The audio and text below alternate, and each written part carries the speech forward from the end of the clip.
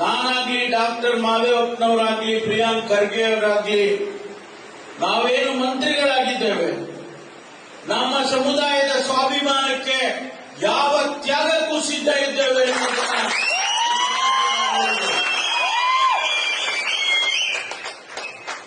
ಇವತ್ತು ಒಂದೇ ಒಂದು ಸೆಂಟೆನ್ಸ್ ನಲ್ಲಿ ಹೇಳ್ತೇನೆ, ಹೆಚ್ಚಿಗೆ ಹೇಳೋದಿಲ್ಲ. ನಮ್ಮ ಶಕ್ತಿ 24.1% ಇತ್ತು.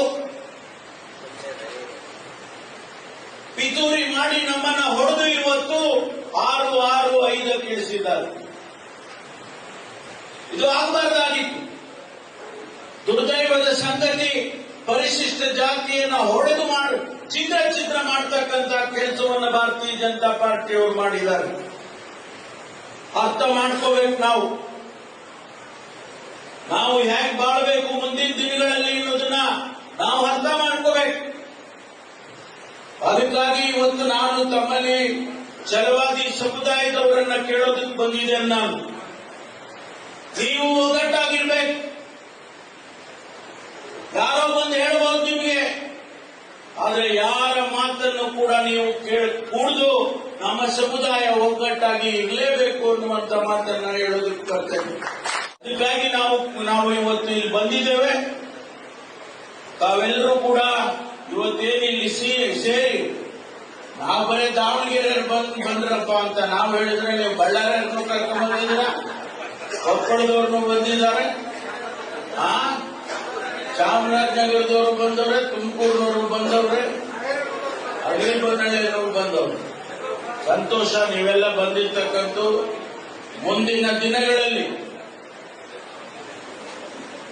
ಈ ದಾವಣಗೆರೆಯಲ್ಲಿ ಒಂದು ಅತಿ ದೊಡ್ಡ ಕಾರ್ಯಕ್ರಮ, ಛಲವಾದಿ ಮಹಾ ಸಮ್ಮೇಳನ ಆಗಬೇಕು ಅಂತಕ್ಕ ಬಹುದಿನದ ನಿರೀಕ್ಷೆ ಇದೆ.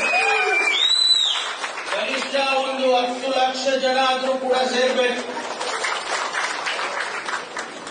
ಯಾಕೆ ಅಂತ ಹೇಳಿದ್ರೆ ಗೊತ್ತಾಗ್ಬೇಕ್ರಿ, ಇಷ್ಟು ಜನ ಇದಾರಪ್ಪ ಅಂತ ಗೊತ್ತಾಗಿಲ್ಲ. ಮೊನ್ನೆ ನೀವು ಬೆಂಗಳೂರಿನಲ್ಲಿ ಸೇರಿದ್ದಕ್ಕೆ ಸ್ವಲ್ಪ ಗೊತ್ತಾಯ್ತು, ಓಹೋ ಇವರು ಇಷ್ಟೊಂದು ಜನ ಇದಾರಪ್ಪ ಅಂತ. ಸ್ಯಾಂಪಲ್ ಅದಕ್ಕೋಸ್ಕರ ಮುಂದಿನ ದಿನಗಳಲ್ಲಿ ಆ ಕೆಲಸ ಮಾಡೋಣ. ಯಾಕೆಂದ್ರೆ ಇದರ ಅವಶ್ಯಕತೆ ಇದೆ, ರಾಜಕೀಯವಾಗಿ ಇದರ ಅವಶ್ಯಕತೆ ಇದೆ,